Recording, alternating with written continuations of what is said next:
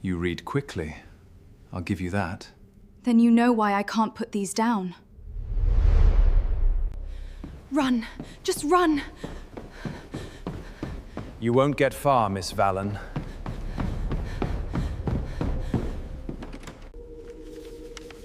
Seraphine Valen, the journalist who ruins powerful men. Only the ones who deserve it. Then I wonder what you think I deserve. Someone is in the garden. They're going for the study. She was never supposed to be in that room. The photographs hidden inside her coat could destroy the most feared duke in England. And Seraphine Valen knew it the moment his cold gray eyes found hers across the candlelit hall. He didn't shout. He didn't reach for her. He simply smiled, slow and dangerous, like a man who had already decided her fate. And when his guard stepped from the shadows, she understood she hadn't stumbled into a royal secret. She had walked directly into a trap. Something dark and terrifying stirred in his chest as he watched her, something he would spend weeks pretending wasn't there. Welcome to the Royal Duke Diaries, where love is never simple and power always has a price. The evening had begun beautifully, which should have been Seraphine's first warning. Grand halls never welcomed people like her. A journalist's daughter turned investigative reporter, the kind of woman who wore second-hand gowns to royal galas and kept a recording device tucked beneath her pearl necklace. The Whitmore estate glittered tonight, its marble floors reflecting 1,000 candles, its ceilings so high they seemed to touch a different world entirely. Lords and ladies moved like chess pieces across the floor, each conversation a carefully rehearsed move, each smile a calculation. Seraphine had been inside for 11 minutes before she found what she was looking for: a private corridor, a locked study, and a door that inexplicably swung open at her touch. She should have turned back. She knew it even as she slipped inside, even as she moved quickly through the half-dark room toward the mahogany desk, even as her gloved fingers found the edge of the folder marked in red block letters. The documents inside made her breath disappear. Names, dates, evidence of a land seizure so vast it had left 300 families homeless in Yorkshire, buried beneath legal language and aristocratic signatures.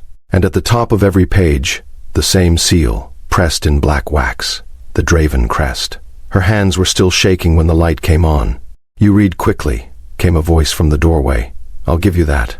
He was taller than she expected. The photographs in the newspapers never captured how completely Duke Alaric Draven consumed a room, how every line of him, from the sharp cut of his jaw to the deliberate stillness of his hands, communicated danger without effort. He was dressed in black evening attire, his dark hair slightly disheveled as though he'd been in heated conversation moments before. His gray eyes moved over her slowly, not with the lust she might have expected from a man catching a woman alone in his study, but with something colder and more unsettling. Calculation. "Put them down," he said. She didn't. That was her second mistake. Later she would think about the expression on his face when she ran, not fear, not fury, but something that looked almost like surprise, as though no one had dared run from him in years. Perhaps no one had. She made it as far as the east corridor before two guards materialized from the shadows and closed off either end. She spun, looking for another way, and found none. Her heart hammered so loudly she was certain they could hear it. "Don't," one of the guards said quietly, not unkindly. She considered screaming. The estate was full of people. Someone would hear. Someone would come. But then the Duke himself rounded the corner at a measured walk, hands clasped behind his back, and the guard who had spoken dropped his gaze immediately.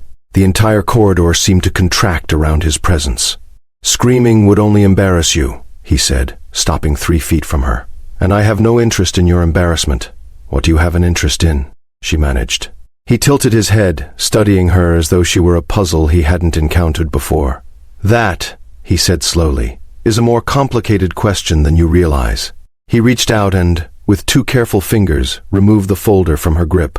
She let him take it, not because she was afraid, or not only because of that, but because something in the directness of his gaze had momentarily dismantled her ability to think. "Miss Valen," he said, reading the press credential clipped to her neckline. "Seraphine Valen, you wrote the Haverlock piece. It wasn't a question." She said nothing. "That piece cost a man his career," he continued, tucking the folder beneath his arm without breaking eye contact. "Though in Haverlock's case, he deserved it. I wonder if you believe I deserve it. I believe the 300 families in Yorkshire deserve answers, she said. Something moved behind his eyes, gone before she could name it. You'll have a room in the East Wing, he said. My staff will ensure you're comfortable. You're arresting me. I'm hosting you, he corrected, until I decide what to do with you. He turned and walked away. The guards fell into position around her with quiet, professional efficiency, and Seraphine Valen, who had investigated corrupt politicians, exposed fraudulent charities, and once sat across a table from a crime lord in Marseille, felt, for the first time in years, genuinely afraid. Not of him, of herself, of the way her pulse had not returned to normal since the moment he'd said her name. The room was beautiful. That was almost worse. She'd steeled herself for a cold stone cell, for bars, for punishment dressed up as hospitality. Instead, she found herself in a room with high windows overlooking a formal garden, a canopied bed draped in ivory silk, a writing desk with fresh paper and ink, and a fire already burning low and warm in the grate. A maid appeared silently to lay out a nightgown and to ask, without expression, whether Seraphine preferred chamomile or black tea. I prefer to leave, Seraphine said. Of course, miss, the maid replied pleasantly, and set down the chamomile. The door, when Seraphine tried it after the maid departed, was locked from the outside. The windows, elegant as they were, opened to a 30-foot drop onto stone terracing. She sat on the edge of the bed and pressed her palms flat against her knees. Think, she told herself. You've been in worse situations. You have not been in worse situations. Her phone had been confiscated with the folder. Her recording device, she touched her necklace reflexively, was still there, though what she had managed to record before being caught was only fragments. Enough to confirm the land seizures were real. Not enough to publish without the documents. She needed to get the documents back. She needed to get out. She lay back against the silk pillows and stared at the ceiling and told herself firmly that the Duke of Draven's gray eyes were not the kind of eyes that made a person lose their professional footing, and that she would remember that beginning immediately, starting now. She fell asleep before she could convince herself. Morning arrived in long bars of pale winter light. Seraphine dressed in the same gown she'd worn the previous evening, refusing the clothes that had been laid out for her. A quiet act of protest that felt important, even if no one would notice it. She braided her dark hair with quick, practiced efficiency and stood at the window watching the garden below come awake in the cold January air. A knock at the door. Not the maid this time. She knew it before the latch moved. He entered without waiting for her answer, carrying 2 cups of tea himself, which struck her as such an unexpected detail that she almost forgot to be hostile.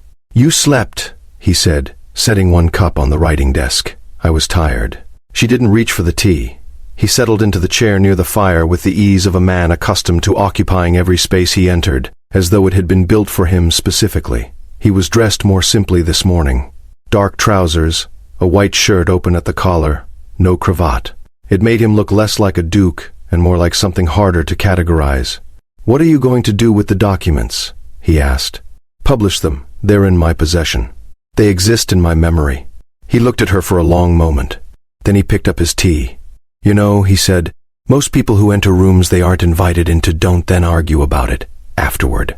Most people don't imprison journalists for doing their jobs. I'm hosting you. You locked the door. For your protection. She finally reached for the cup, if only to have something to do with her hands. My protection from what? The question hung in the air. He set his cup down with deliberate care, and she noticed, for the first time, that there was something behind his eyes this morning that hadn't been there the night before. Something that looked almost like concern, though dressed so heavily in reserve, she couldn't be certain. The documents you found, he said slowly, are not what you think they are. They show land seizures, dates, names, financial transfers. They show one side of a transaction, he said. The other side is considerably more difficult to explain in a locked room over morning tea. She stared at him. Then explain it somewhere else. A ghost of something crossed his face. That, he said, is not possible yet. She set the cup down. You're not going to tell me anything useful, are you? Not today. Then why are you here? He stood, straightening his cuffs with the same unhurried precision that characterized everything he did. To see if you needed anything. He left before she could answer, and the door locked behind him with a quiet final click, and Seraphine sat in the beautiful room in the winter light and told herself it was anger making her chest feel that way. Just anger. 3 days passed, They fell into a strange rhythm, Seraphine and the Duke, though she refused to call it that even in her own mind. He came in the mornings with tea. Sometimes he stayed an hour, sometimes barely 20 minutes. He never explained himself, never offered her freedom, never addressed the locked door directly. But he talked to her, really talked, in a way she hadn't expected from a man with his reputation. He asked her about the Haverlock piece, about how she'd uncovered the offshore accounts, which shell companies she'd traced, which source had given her the first thread to pull. He asked with the focused curiosity of someone who genuinely wanted to understand the mechanics of it, not the scandal. She answered, more than she intended to. On the fourth day, he brought books. A stack of them, left without comment on the writing desk. 3 titles she'd mentioned in passing during their conversations, including one she'd only referenced by its author. He'd remembered. She stared at the books for a long time after he left. That evening, she used a pin from her braid to work at the window latch and spent 2 hours calculating whether the drop to the stone terracing was survivable. It wasn't, not without something to slow the fall. On the 5th day, he arrived to find her sitting at the writing desk with paper and ink, working from memory, reconstructing every figure from the documents she'd read. He stood in the doorway watching her for a moment before she noticed him. "You're writing it from memory," he said. Every word. He was quiet for a moment. Then he crossed to the desk and stood beside her, reading over her shoulder, close enough that she could feel the warmth of him. Her pen slowed, though she refused to stop it. "There are 3 figures on page 7 that you've transposed," he said. She looked up sharply. His expression was unreadable. "The 18,000 should be 80,000, and the date on the 3rd transfer is March, not May." She stared at him. "You're correcting my reconstruction of documents you're trying to keep from me. I'm correcting your arithmetic." "Why?" He moved away, settling into the chair by the fire. In the firelight, the planes of his face were all shadow and certainty, and he looked older than 34, looked like a man carrying something very heavy for a very long time. "Because," he said, "if the story is going to be written eventually, and I've accepted that it will be, I'd rather it be accurate." The silence that followed was one of the strangest of her life. "You've accepted it," she repeated carefully. "I've accepted a great many things I didn't expect to." He looked at the fire. "This week." She didn't ask what he meant. She told herself it was because she was a journalist and knew when to let silence do the work. She did not examine any other reason. On the 6th day, he didn't come. She told herself she wasn't waiting. She read one of his books, a collection of correspondence between Victorian landowners and their tenants, dense and quietly devastating. And she didn't look at the door. He arrived in the late afternoon, and something in his face was different, tighter, a new edge behind the reserve. "You have a visitor," he said. She stood immediately. "What? Your editor, a Mr. Calloway? He's been making inquiries about your disappearance, apparently." His voice was neutral, but his jaw was set in a way that told her the conversation had not been pleasant. "He contacted my solicitors this morning." Her heart leaped. "Is he here? He doesn't know you're here," Alaric said. "He knows you attended the Whitmore Gala. He doesn't know what happened afterward." The leap became something colder. "And you're going to keep it that way?" "I'm still deciding." "You can't." She stepped toward him without thinking. "You cannot keep me hidden while someone who cares about me is looking for me. That isn't—" "I know what it is," he said, his voice dropping. He didn't retreat when she stepped toward him. Didn't move at all, in fact. She realized suddenly how close she'd gotten. Close enough to read the exact shade of those gray eyes, which were not cold at all up close. She noted with sharp, unwilling attention. They were complex. Stormwater gray with something beneath that she had no professional language for. "Let me speak to him," she said. "That depends," he said carefully, "on what you intend to say. The truth. Whose version of it?" She held his gaze. "Mine." Something moved in his expression, not quite softening, but a shift, like weight redistributed. He stepped back, giving her air, and she realized her own breathing had gone shallow. "Tomorrow," he said. "I'll arrange it for tomorrow." He left before she could press further, and she stood in the center of the beautiful room, with her heart beating harder than the situation seemed to warrant, and she told herself it was relief. Only relief. Tomorrow came, and Calloway did not. Instead, a woman arrived. She swept into Seraphine's room without knocking, dressed in traveling clothes of deep green wool with silver hair and sharp dark eyes that took in everything in one slow, decisive glance. She was perhaps 60. She moved like someone who had never once in her life questioned her right to be exactly where she was. "You're the journalist," she said. "You're not my editor," Seraphine replied. The woman smiled. It was not a warm smile. "No, I'm Constance Draven, Alaric's mother." Seraphine went still. The Duchess of Draven settled into the chair by the fire. Alaric's chair, Seraphine noticed with a strange jolt, and folded her hands in her lap with the patience of a woman who had all the time in the world. "My son doesn't know I'm here," she said. "He's been in meetings since early this morning. Estate business. The kind that generates documents with a great deal of very unfortunate paperwork. The kind of paperwork you apparently found." "The land seizures," Seraphine said. "The land transfer agreements," Constance corrected, with emphasis. "Signed willingly by the families in question in exchange for debt relief and new housing on adjacent parcels, which is why the documents look as they do." She reached into her coat and set a second folder on the writing desk. "The other side of the transaction." Seraphine crossed to the desk slowly, opened the folder. Inside, counter agreements signed by the same families, payments made, new deeds of residence, evidence of debts cleared through the Draven Estate Fund. She read quickly, thoroughly, her journalist's mind moving through each page with the same focused skepticism she brought to everything.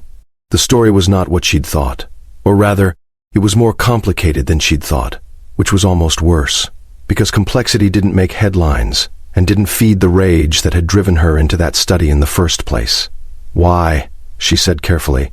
"Didn't he show me this himself?" Constance was quiet for a moment. "Because my son," she said, "is the most stubborn man alive and has spent 15 years learning not to explain himself to anyone." She paused. "He finds it difficult. He had no trouble talking to me."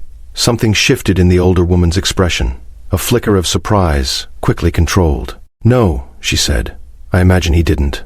The silence between them held something Seraphine couldn't quite name. "There's something else," Constance said. She reached into her coat again and produced a small photograph, printed on plain paper, clearly from a camera phone. It showed Seraphine 2 nights ago at the window of her room, backlit by the lamp behind her. Someone had been in the garden below with a camera. "That was sent this morning," Constance said, "to 3 different tabloid journalists, with a note suggesting that a female guest is being held against her will at Whitmore." Seraphine's stomach dropped. "Someone is trying to expose this. Someone is trying to frame my son." Constance's voice was perfectly level. Again. Again. The word landed like a stone in still water. "This has happened before," Seraphine said. Constance looked at her steadily. "My son is a powerful man in a world where powerful men make enemies simply by breathing." She stood, smoothing her skirt. "Whoever sent that photograph knew you were here. That means they've had someone inside this estate for at least 2 days. She moved toward the door, then stopped, her back still to Seraphine. "I came to give you those documents because you deserve the truth. But I also came to ask you a question. Ask it. When this story breaks, and it will, with or without your byline, what will you write?" Seraphine looked at the 2 folders on the desk, at the competing truths sitting side by side, at a story that had seemed so simple a week ago, and now felt like standing at the edge of something very deep. "I don't know yet," she said honestly. Constance turned, and for just a moment, her sharp face showed something warmer than strategy. "Good," she said. "That's an honest answer." She paused at the door. "He's not cruel, Miss Valen. He's afraid. There's a difference, though I grant you it can look the same from the outside." She left. The door did not lock behind her. Seraphine stood very still for a long moment. Then she picked up the second folder and began to read again from the beginning. She found the inconsistency on page 12. It was small, easy to miss if you weren't looking, impossible to ignore once you'd seen it. A signature on one of the counter agreements, dated 18 months ago, belonging to a man named Roland Fitch, listed as a representative of the Draven estate. The problem was that Roland Fitch had died 2 years ago. She knew this because she had written his obituary herself when he'd been discovered in connection with a financial scandal involving 3 separate noble estates. Someone had forged a signature. She read the page 3 more times, hands perfectly steady, mind moving very quickly. The question was not whether the forgery was there. It clearly was. The question was who had put it there, and whether Alaric Draven knew about it. And the more she sat with that question, the more uncertain she became, because the man who had been coming to her room every morning with tea and books and careful, guarded conversation did not feel like a man who forged the signatures of dead men. He felt like something considerably more complicated. She needed to talk to him. She needed to talk to him now. She went to the door. It opened. She stood in the corridor for a moment, surprised.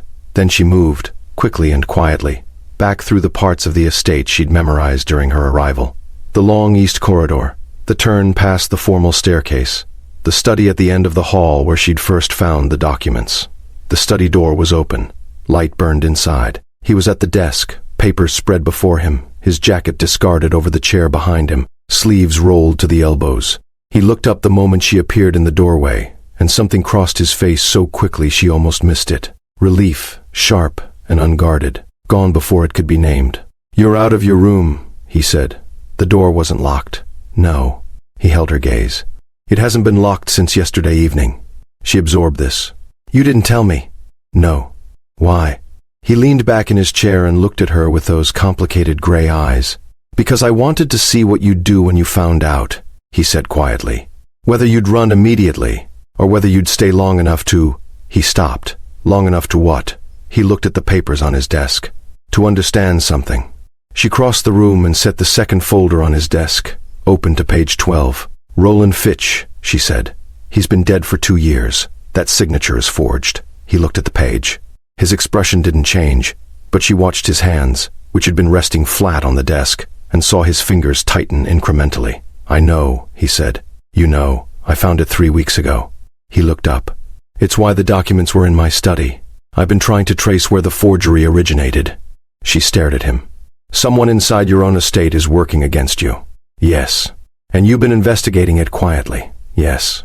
"While simultaneously accidentally imprisoning a journalist who found your evidence." The ghost of something moved across his face. Not quite amusing, not quite an embarrassment. Something between, which on the Duke of Draven looked so unexpected it was almost disarming. "I wouldn't characterize it as accidental," he said.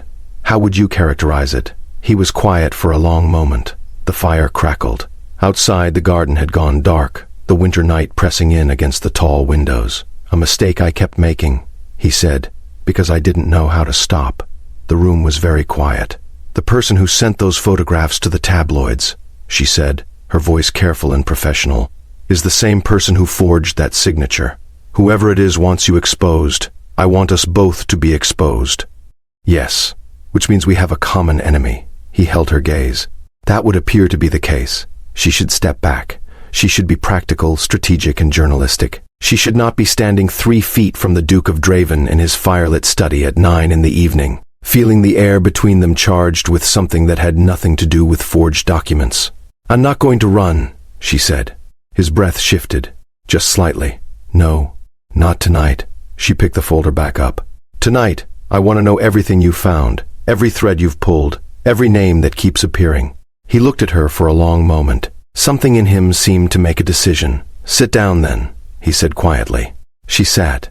He laid the papers out in order, and they worked until nearly 2 in the morning, side by side in the firelight, their voices low and intent and sometimes arguing, and more than once their hands reaching for the same page at the same moment, fingers not quite touching, and both of them pretending not to notice. The name they kept coming back to was Pemberton.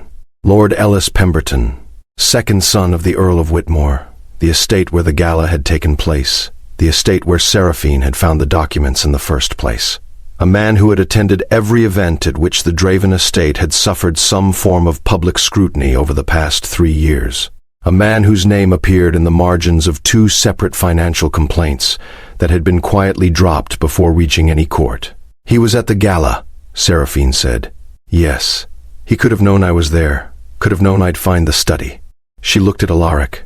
"Could have left the door unlocked." He was very still. "You think I was set up?" "I think we were both set up," she said. "You, to look like a man with something to hide.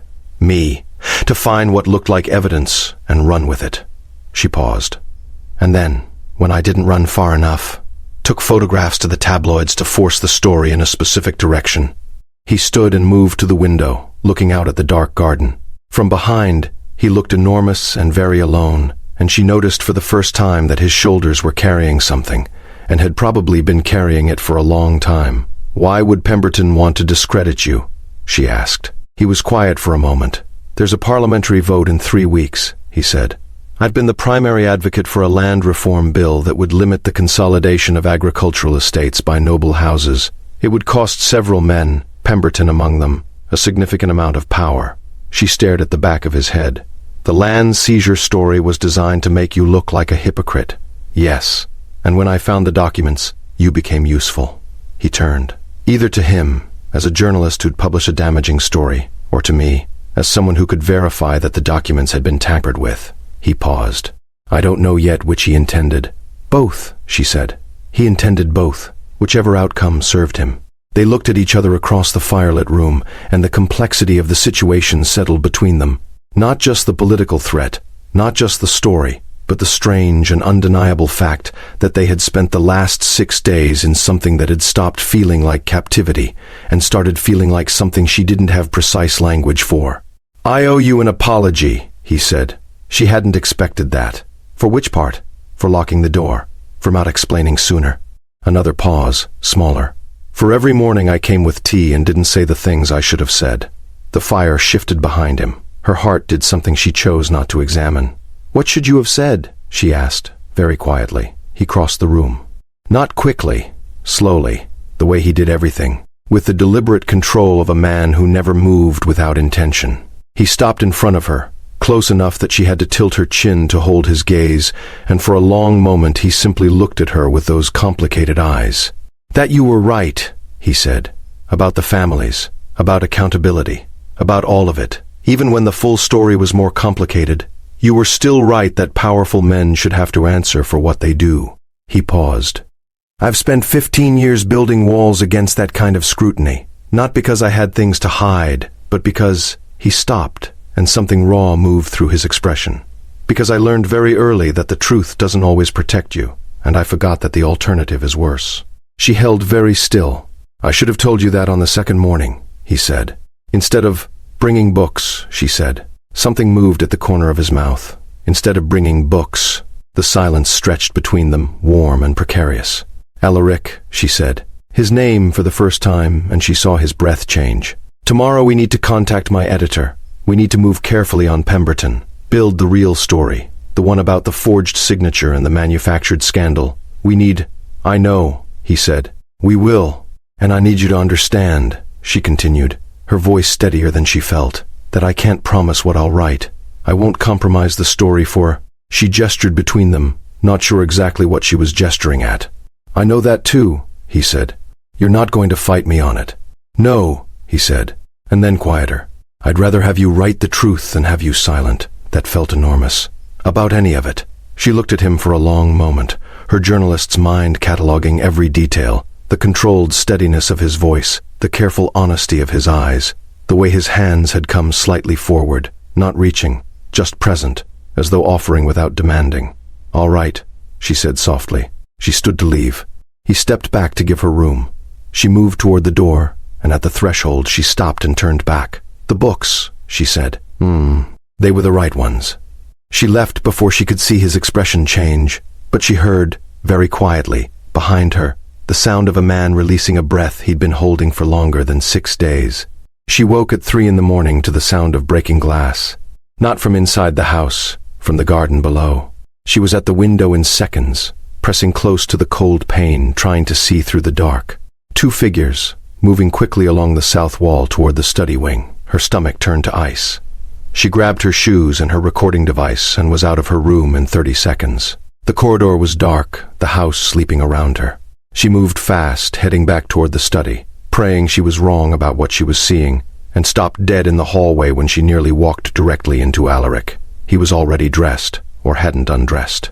He had a phone in his hand, and his expression was completely controlled, which was somehow more frightening than the alarm would have been. Go back to your room, he said.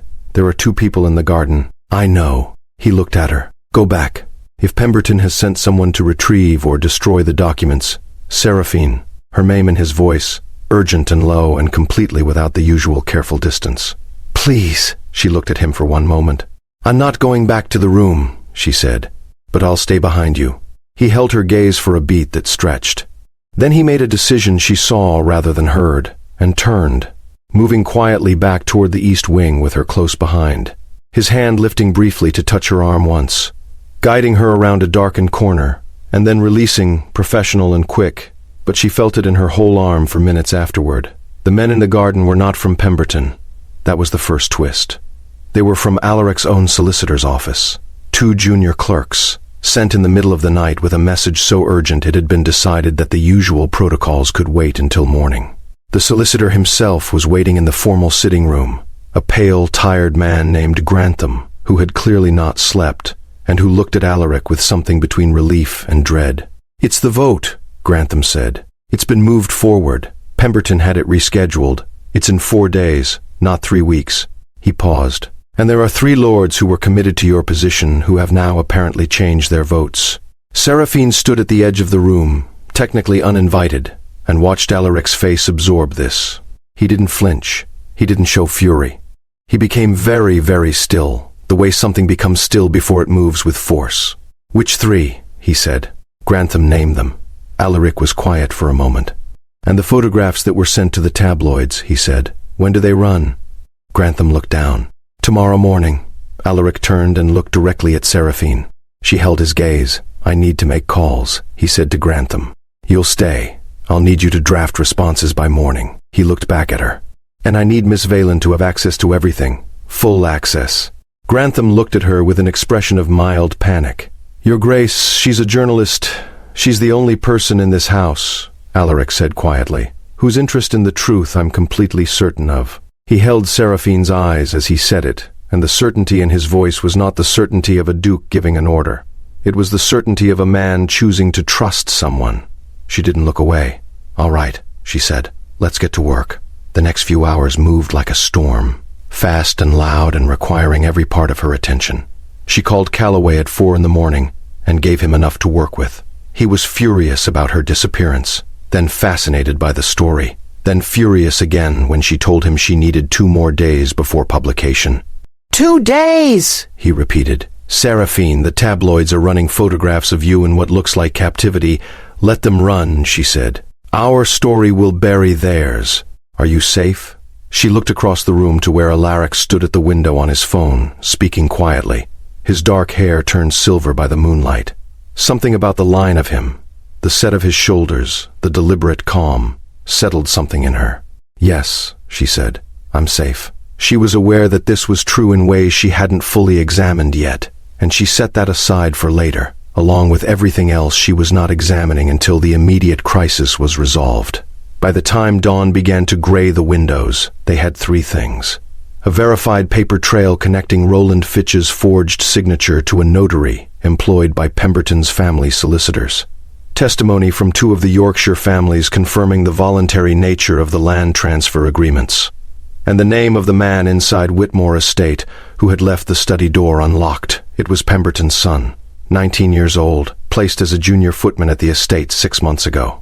Already gone, Alaric confirmed quietly when they checked his quarters at 5 in the morning. "He knew we were close," Seraphine said. "Pemberton knew before that." Alaric set down the evidence folder. "He's been watching this estate for months." She looked up from the document she'd been reading. "He had someone inside your estate, too." The pause that followed was very small and very heavy. "Yes," he said. "Who?" Another pause. "My steward, a man I'd known for 11 years. He said it the way a person says something they've been holding for a long time. Careful and flat, the way you carry something breakable." She didn't offer empty comfort. She looked at him steadily and said, "Then we build the story so complete that when it runs, there's no question, no alternative narrative, nothing Pemberton can use to deflect it." He looked at her. "We're ending this," she said, properly. Something shifted in his face. The last of the guarded distance, or enough of it that she could see what was underneath, which was a man who was exhausted, and a man who was grateful, and a man who was looking at her like she'd handed him back something he'd thought was gone. "Yes," he said quietly. "We are." Outside, the first winter light was beginning. Somewhere in London, a tabloid was going to print a photograph of her at a window and call it a scandal. By this time tomorrow, she would have handed Calloway a story that would reframe everything.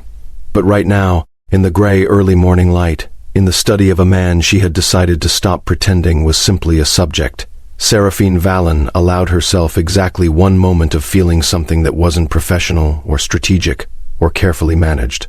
Alaric Draven, Duke of Draven, looked at her across the evidence spread between them, and he was the most complicated, infuriating, unexpectedly decent person she'd encountered in years, and she was in serious trouble. She looked back at her documents.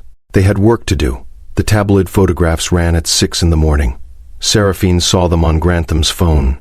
Grainy images of her silhouette at the window, backlit and alone, with the caption, "Journalist held at Draven Estate following Royal Gala scandal." 3 different outlets had picked up the story simultaneously, which told her everything about how coordinated this was. Pemberton hadn't improvised. He'd been building toward this for months, maybe longer, waiting for exactly the right combination of circumstances to detonate. She set the phone down and did not let herself react. "How long before my editor calls?" she said. "He already has," said Alaric from across the room. He was reading something on his own phone, his expression absolutely controlled. "Twice. I had Grantham intercept." She looked up sharply. "Alaric. I told him you were safe and working on a statement," he said. "Which is true." He met her eyes. "I didn't lie to him." She held his gaze for a moment, then nodded. "All right." Grantham was watching them both with the expression of a man trying to calculate how he ended up in the middle of something this complicated at 6 in the morning. "We need to move," Seraphine said, pulling her notes toward her. "The vote is in 4 days. The tabloid story gives Pemberton cover. It makes anything we publish look like a retaliation from a compromised source. We have a narrow window before the narrative calcifies." She spread her pages across the desk. "Here's what we have. Here's what we still need." Alaric crossed to the desk and stood beside her, reading quickly. His arm was close to hers. Neither of them moved away. "The notary," he said. "We have the connection to Pemberton's solicitors, but a connection isn't proof of instruction." "No," she agreed. "We need the notary himself. He'll deny everything. Everyone denies everything until they don't." She glanced at him. "Do you have someone who can find him today?" He reached for his phone. "I have someone who can find anyone." The next morning arrived cold and purposeful. Alaric's investigator, a compact, quiet man named Dace who communicated almost entirely in monosyllables, returned with an address in South London and a mobile phone number that he'd obtained through methods Seraphine decided not to ask about. The notary's name was Morris. He was 61, semi-retired, and had apparently not slept in 3 days, judging by the state of his voice when Seraphine called him. She was sitting in the study. Alaric was standing by the window, close enough to hear both sides of the conversation, but maintaining the professional distance of a man who understood when to stay quiet. She did not put the call on speaker. She didn't need to. Morris talked and talked, the words coming out in the relieved, tumbling rush of a man who had been waiting for someone to ask him the right question, and the picture he painted over the next 22 minutes was vivid and damning, and almost exactly what she'd expected. When she ended the call, she set the phone down and was still for a moment. "He'll testify?" Alaric said. "He'll testify." She looked up. Pemberton's people approached him 8 months ago. He was already on record with 3 of the false documents before he understood what they were being used for. When he tried to back out, they threatened his pension and his son's employment. 8 months, Alaric said quietly. "This has been running for 8 months. The land reform bill was announced 9 months ago," she said. He turned to the window. Outside, the frost-white garden caught the pale morning light, and from behind he looked like a man calculating the full weight of a betrayal he'd been too trusting to anticipate. Her chest did something uncomfortable. "He was your friend," she said carefully. "Pemberton." A beat. "We were at school together." Another. "I told him about the bill before the public announcement. I trusted his discretion." He paused. "I should have known better. Men like Pemberton are loyal to power. The moment they calculate that yours is shifting, they pivot." She stood and crossed to stand beside him at the window. Not close enough to touch, close enough to be present. "You didn't do anything wrong," she said. "Trusting someone you'd known for 20 years is not a strategic error. It's human." He looked at her sideways. "Humans make strategic errors. Humans also fix them." She held his gaze. "We're going to fix this one." Something in him shifted, not relaxing exactly, but settling, the way a structure settles when its load is properly distributed. He looked at her the way he'd been looking at her since the night before, with an openness she suspected he showed almost no one, and that she was increasingly certain she had done nothing deliberate to earn, which made it more unnerving, not less. "Seraphine," he said. "The story first," she said firmly. "Everything else after." Then the ghost of something at the corner of his mouth. "You always do that, Do what? Name the thing that needs saying before I can find the words for it. She looked at him for a moment she did not trust herself to extend. Then she turned back to the desk. Call your barrister. I need to know exactly what can be submitted to the Parliamentary Ethics Committee before Thursday. He called his barrister. But she felt his eyes on her back, steady and warm for a long time after. The story broke on a Wednesday, not in a tabloid, not in the breathless, outrage first format that Pemberton had designed it for. It ran in the Constance Review, Calloway's journal, the one with the reputation for verification that had kept it relevant in an era of instant publication, across 6 pages with full documentation, annotated by Seraphine herself, sourced, cross-referenced, and annotated again. The headline was, The Manufactured Scandal. How Lord Ellis Pemberton used forged documents to derail the Draven Land Reform Bill. By noon, 3 of the parliamentary lords who had switched their votes had issued public statements suspending their position pending review. By 3 in the afternoon, an ethics inquiry had been formally opened into Pemberton's conduct. Seraphine watched all of it from the study of Whitmore Estate, which she had not yet left, and told herself this was because there was still follow-up work to do, still threads to verify, still calls to make. She did not examine the fact that leaving would mean leaving. Calloway called at 4. This is the best piece you've written in 3 years, he said. Possibly ever. The source material was strong. The sourcing is always strong. This has something else. You all right, Valen? You sound... I'm fine. You sound like someone who's trying very hard to be fine. Goodbye, Calloway. She set the phone down and sat for a moment in the quiet study, listening to the house breathe around her. Evening was coming in fast, the winter light failing early, the fire already lit behind her, and the room smelled of old books and wood smoke, and faintly of sandalwood, which she recognized as his, and which she was not going to think about. The door opened. Alaric came in carrying 2 cups of tea, exactly as he had every morning, except that it was evening now, and something in his face was different. He set her cup on the desk, settled into the chair by the fire, and looked at her with the quiet attentiveness that had become, over the past 10 days, one of the things she'd started structuring her thoughts around without noticing. The Ethics Committee met this afternoon, he said. I heard. Pemberton has withdrawn from the vote. I know. The bill will pass. Because of you. Because of both of us. He held her gaze.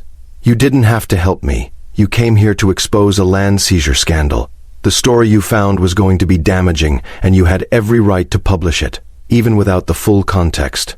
I know. You chose to wait, to look for the other side. He paused.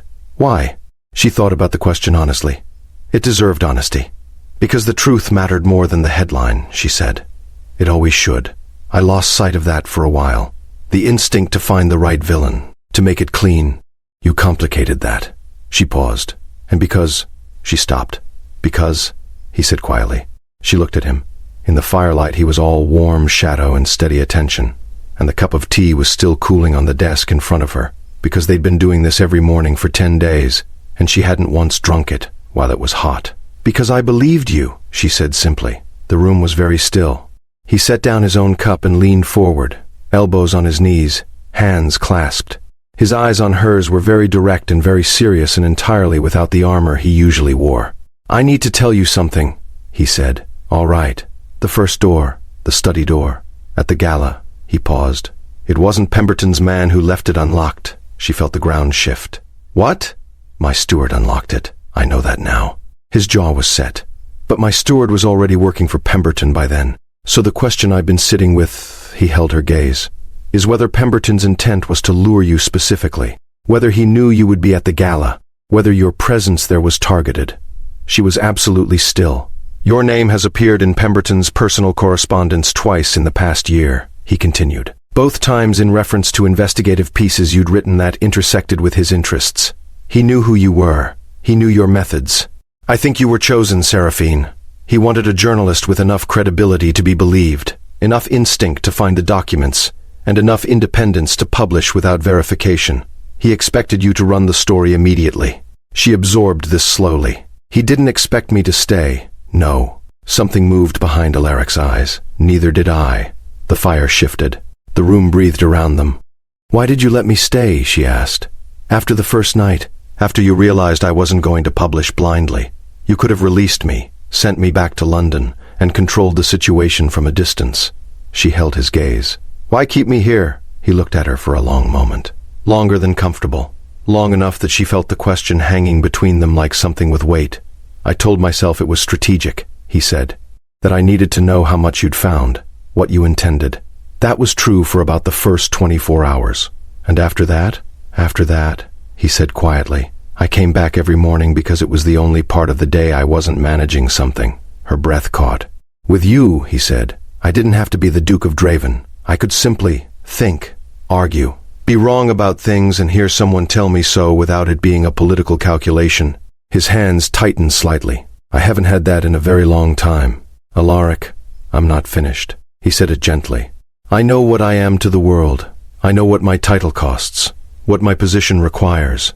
I know that a man in my position cannot afford to feel things without calculating the consequences. And I know that's exactly the kind of man you spend your career holding to account. He paused. I'm not asking you to overlook that. She waited. I'm asking, he said, if the man underneath it, the one who brought books and corrected your arithmetic and couldn't stop coming back, if he's someone you could want to know. Past this, past the story. Another pause, and in it she could hear 10 days of morning tea and late-night evidence and two people circling something they hadn't named. If there's a version of this that continues. The fire crackled between them. She looked at him. This man who had imprisoned her in a beautiful room and corrected her arithmetic and looked at her like she was something rare he hadn't expected to find, and who had turned out to be more honest than the situation required, more careful than his reputation suggested, more genuinely himself in her company than either of them had planned for. I'm leaving tomorrow, she said. His face didn't change, but something in him did. She watched it happen. I know, he said. I have a follow-up piece to write, 3 calls to return, a very angry editor to have coffee with. She stood, and he stood with her, the automatic courtesy of his upbringing, though it felt like something more tonight. She crossed toward the door, stopped, and turned back. The story I'm writing next week. Yes? It's about the land reform bill, what it means for rural communities, how the families in Yorkshire are doing now. She held his gaze. I'll need a source. Someone with direct knowledge of the estate transfer process and the policy implications. He was very still. That sounds like something you might want to discuss over several meetings. It does. In person. Preferably. The corner of his mouth moved. Not the ghost of something. An actual smile, real and slow and completely unguarded. And it was the most devastating thing she'd seen in 10 days of devastating things. Then I'll make myself available, he said. She looked at him for one moment longer than she should have. Good night, Alaric. Good night, Seraphine. She left, and this time, walking down the corridor toward the beautiful room where she would sleep last night in this strange, transformed place, she didn't tell herself anything. She just let it be what it was. She was packed by 7 the next morning. Martha, not Martha, the estate's maid, who had brought her chamomile every night without comment, brought breakfast to the room and looked at the packed bag with an expression of careful neutrality that was deeply expressive. His Grace is in the East Garden, the maid said. He asked me to let you know. Seraphine paused with her coat half on. Thank you. The East Garden was frost white and still in the early morning. The kind of cold that made breath visible and made voices carry in the quiet air. He was standing by the rose beds, dormant now, cut back to dark thorned canes, with his hands in his coat pockets and his back to her. He heard her coming anyway, turned before she reached him. He looked, she thought, like himself, whatever that meant after 10 days of watching a reputation dissolve into a person. He looked like a man who hadn't slept, which she recognized because she hadn't either. He looked like someone preparing for something. Your car is here, he said. I know. They stood in the frozen garden. Above them, the winter sky was flat and white and very wide. The bill, she said. Thursday. Thursday. I'll be following the vote. I assumed you would. She looked at him. He looked back. The distance between them was very small and felt enormous. Alaric, she said. Seraphine. If I come back. She stopped, started again. When I come back, to follow up on the story. She held his gaze. That's what it will be, officially. Officially, he agreed. Unofficially, she paused. I don't know yet what it will be unofficially. I need time to think clearly, and I can't think clearly when I'm in a room with you. He was very still. Then, quietly. Is that a complaint? It's an observation. I find, he said carefully, that I have the same problem. She looked at him for a long moment in the white winter garden, and something moved between them that had no name in professional language, the kind of thing you couldn't quote or annotate or source, only feel. "Thursday," she said. "Thursday," he said. She turned and walked back through the frost toward the waiting car, and she did not look back, and she told herself firmly that the weight between her shoulder blades was the cold and not the certainty of being watched. The bill passed on a Thursday afternoon with 63 votes to 41. Seraphine watched the parliamentary feed on her laptop in the Constance Review offices, surrounded by cold coffee and Calloway's triumphant muttering, and she felt the vote land in her chest like something she'd been holding her breath for. Her phone lit up almost immediately, a number she'd saved under his name. "It passed," she typed back. "I know. Congratulations." Then, the follow-up story. "Are you available next week?" She looked at the screen for a moment. Calloway was talking to her about circulation numbers. The office hummed around her with its usual productive chaos. She typed, "Wednesday." 3 dots appeared, disappeared, appeared again. "Wednesday." She set the phone down and picked up her coffee and told Calloway that yes, she was listening. And yes, she understood the circulation numbers were extraordinary. And yes, she was already thinking about the next story. She was thinking about several things. Wednesday came in pale and cold, with the kind of London morning that made you walk faster and look forward to being indoors. Alaric opened the door of the Draven London townhouse himself, which she suspected was not standard practice and which meant he'd been watching for her. He looked different here than at the estate. Same controlled exterior, same commanding presence, but here in the city he was surrounded by the evidence of his world. The formal entrance hall with its portraits and dark wood, the weight of the title in every inch of the house. She felt it differently, standing on his doorstep.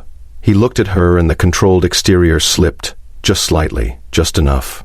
"You came," he said. "I said I would." He stepped back to let her in. "Tea?" "Always," she said. They worked for 3 hours. Real work. Her questions and his answers and the quiet, productive rhythm that she'd missed more than she'd admitted to herself during the week apart. The follow-up piece was good. She could feel it taking shape between them, the way good stories did when the sourcing was honest and the subject was willing to be fully known.